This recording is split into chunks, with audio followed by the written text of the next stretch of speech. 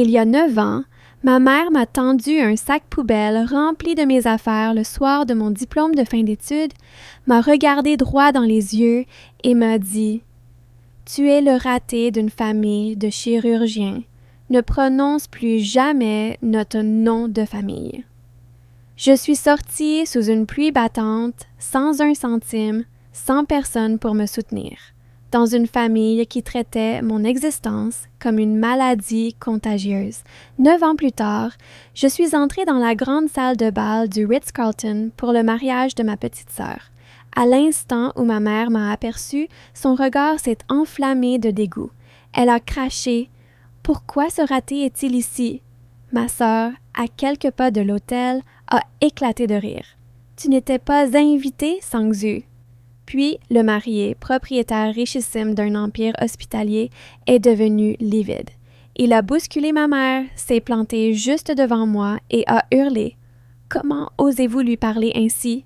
Vous n'avez aucune idée de qui elle est. » Je me suis contentée de sourire, d'ajuster mon manteau, et j'ai murmuré. « Ils n'ont aucune idée, Julian. Laisse-les creuser leur propre tombe. » Je m'appelle Lillian Hayes.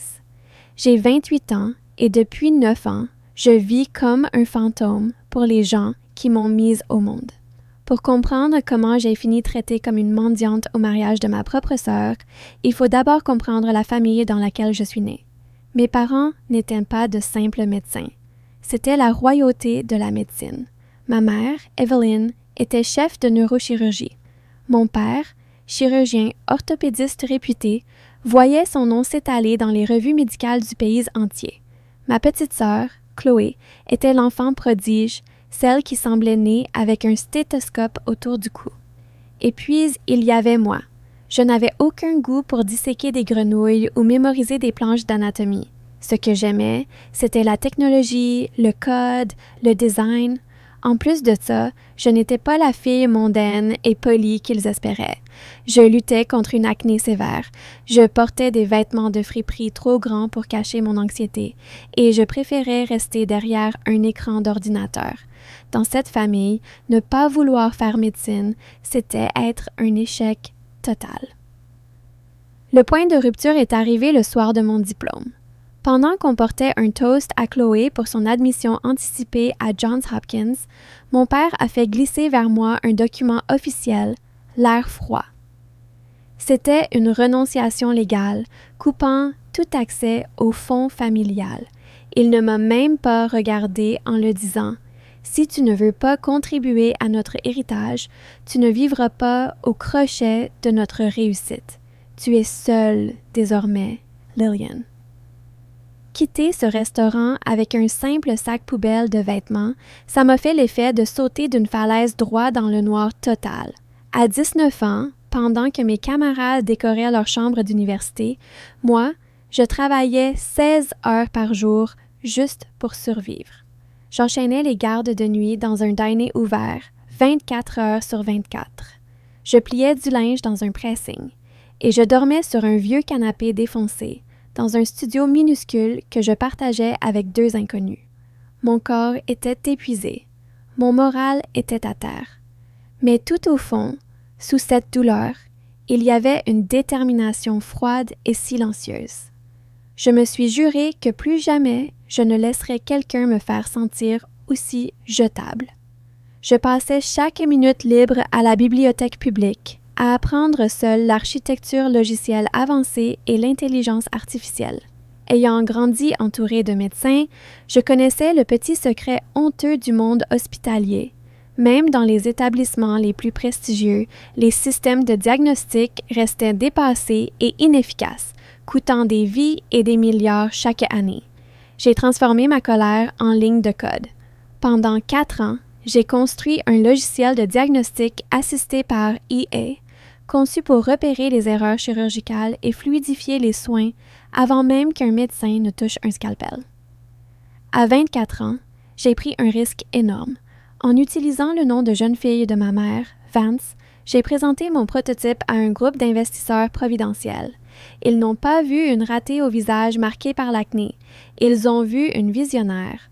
En 3 ans, Aegis Health Systems est passé d'un projet monté dans un garage à un empire biotech valant plusieurs millions. J'ai réinvesti mes gains dans ma santé, mon style, mon esprit. Je suis devenue une exécutive confiante et raffinée, à la tête d'un empire discret. Ma famille pensait m'avoir effacée de l'existence, sans jamais imaginer que la fille qu'ils avaient jetée à la rue était en train de bâtir, en silence, une fortune capable d'acheter leur monde tout entier. 9 années de silence total se sont écoulées, sans un seul appel, un seul message, une seule carte de vœux. Pour eux, Lillian Hayes avait cessé d'exister. Jusqu'à il y a 3 semaines. Une enveloppe dorée, gaufrée, est arrivée à mon bureau. À l'intérieur, une invitation officielle au mariage de ma sœur Chloé, au Ritz-Carlton. Elle ne venait ni de mes parents, ni de Chloé. C'était une invitation envoyée en masse par la famille du marié à des dirigeants de la tech médicale, sans qu'ils sachent qui j'étais vraiment. Chloé épousait le docteur Julian Vance, héritier du plus grand groupe hospitalier privé du pays. Le même groupe que ma famille avait supplié pendant des années pour obtenir prestige et promotion. J'ai tenu cette invitation entre mes mains, sentant le relief des lettres dorées sous mes doigts. Une partie de moi voulait la jeter à la poubelle et passer à autre chose. Mais une autre partie savait que je le devais à cette fille de 19 ans qui pleurait, seule, sur un canapé d'occasion. Je devais me tenir droite et refermer ce chapitre pour de bon. Le jour du mariage, je suis descendue de ma voiture avec chauffeur devant le Ritz-Carlton, vêtue d'une robe en soie bleu nuit coupée sur mesure. Cheveux impeccablement coiffés, je me suis avancée avec l'assurance tranquille d'une chef d'entreprise, droit vers la grande salle de bal. Je suis entrée dans le salon de pré-cérémonie où des serveurs en veste blanche circulaient avec des flûtes de champagne en cristal. La pièce était pleine de l'élite médicale de la ville. Chefs de service, membres de conseils d'administration, chirurgiens réputés. J'observais tranquillement les arrangements floraux quand un halètement horrifié a traversé le brouhaha ambiant. Je me suis retournée. Ma mère, Evelyn, portait une robe en soie émeraude, mais son visage était déformé par un dégoût pur et total.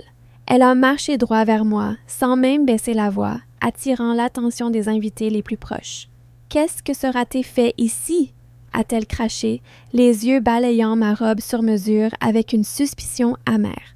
« Tu as réussi à passer la sécurité pour mendier de l'argent, ou tu comptais profiter du grand jour de ta sœur? » Avant que je puisse répondre, Chloé est sortie de la suite nuptiale, entourée de ses demoiselles d'honneur.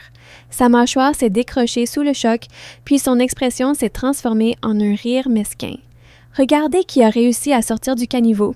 a lancé Chloé, assez fort pour que la moitié de la salle l'entende. « Tu n'étais pas invitée, Lillian. Tu t'es acheté une robe bas de gamme en pensant qu'on te croirait des nôtres.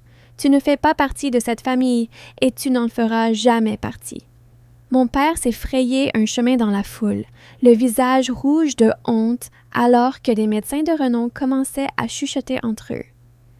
Il a saisi mon bras sans ménagement, sa poigne se resserrant tandis qu'il grondait à mon oreille. « Tu n'as pas changé, toujours en quête d'attention, toujours une honte pour cette famille.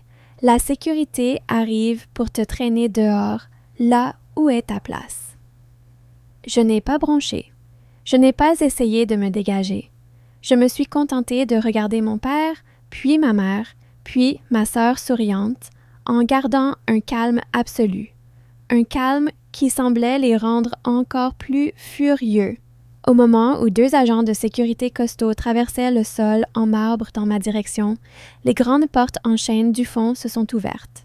Le docteur Julian Vance, le marié, est entré, accompagné de son père, Arthur Vance, fondateur et président du groupe Vance Health Systems. Mon père a levé la main, faisant signe aux agents, tout en adressant à Arthur un sourire hypocrite. Toutes mes excuses pour ce désagrément, Arthur. Une parasite s'est infiltrée dans votre événement. On s'occupe de la faire sortir immédiatement pour pouvoir commencer la cérémonie. Julian s'est figé, ses yeux posés sur moi. La coupe de champagne qu'il tenait lui a glissé des mains et s'est brisée sur le carrelage. Son visage a perdu toute couleur. « Julian, chérie, ne t'inquiète pas, a roucoulé Chloé en s'agrippant à son bras. C'est juste ma pathétique sœur qui essaie de gâcher notre mariage. Julien a repoussé sa main d'un geste brusque. Il s'est précipité vers moi, bousculant presque mes parents au passage. Il s'est arrêté à quelques centimètres de moi, respirant fort. « Dr. Vance », a bredouillé ma mère, déconcertée. « Que faites-vous? Elle n'est personne. » Julian s'est retourné, le regard brûlant de colère, fixant mes parents et Chloé. « Comment osez-vous lui parler ainsi? Vous avez perdu la tête? » Il s'est retourné vers moi, a fait un pas en arrière par respect, puis s'est adressé à toute la salle d'une voix forte et posée. Cette femme n'est pas une mendiante. Elle s'appelle Lillian Vance, fondatrice et PDG d'Aegis Health Systems.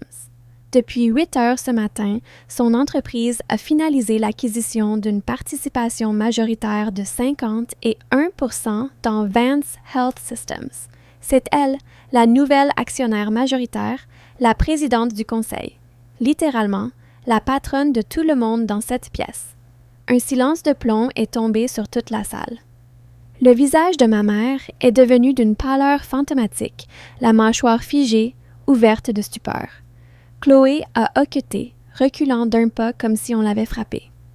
Mon père restait paralysé, me fixant comme s'il regardait une parfaite inconnue. Arthur Vance, le milliardaire, s'est avancé aux côtés de son fils, le visage sombre et sévère. Il a fixé mon père droit dans les yeux. « Dr. Sterling, votre poste de chef de chirurgie ainsi que les privilèges d'exercice de votre épouse dans notre établissement principal sont actuellement soumis à l'examen annuel de la présidente Vance. Manquer de respect à notre principal investisseur, le jour même où elle sauve notre réseau de la faillite, relève d'une faute professionnelle grave. » J'ai calmement sorti de ma pochette un dossier en cuir, fin et élégant, que j'ai tendu directement à Arthur Vance. En examinant le rachat de votre réseau par Aegis, ai-je dit doucement, ma voix portant clairement dans le silence de la salle, mon équipe juridique a découvert de graves irrégularités financières. Il semblerait que le Dr. Sterling et son épouse aient détourné des fonds de recherche hospitaliers pour couvrir des dettes personnelles et financer le train de vie luxueux de leur fille cadette. Arthur a ouvert le dossier, son regard s'assombrissant à chaque page. Il a relevé les yeux vers mes parents avec dégoût. « Sécurité, faites sortir ces deux-là de l'établissement immédiatement. Leurs contrats sont suspendus en attendant un audit complet du conseil. » La panique a saisi ma mère. Toute son arrogance avait disparu, remplacée par un désespoir frénétique. Elle s'est précipitée vers moi, tentant d'attraper ma main. « Liliane, ma fille brillante, ma belle fille, tu sais bien que c'était juste une épreuve. On a toujours su que tu étais promise à un grand destin. On est une famille. » Julien s'est interposé entre elle et moi, lançant à Chloé un dernier regard glacial. « Le mariage est annulé. Je ne me marierai pas dans une famille d'escrocs qui traite le génie comme une ordure. » J'ai regardé ma mère, dont les mains tremblaient tandis que les agents de sécurité approchaient. « Tu ne m'as pas testé, Evelyn. » ai-je dit, la voix ferme et froide. « Tu m'as jeté. Ça ne t'a pas dérangé quand je dormais par terre, alors ne tends pas la main vers moi maintenant que je suis sur un trône. » J'ai posé ma carte de visite sur le plateau à côté de ma sœur, qui sanglotait sans retenue tandis que la famille de Julien s'éloignait d'elle.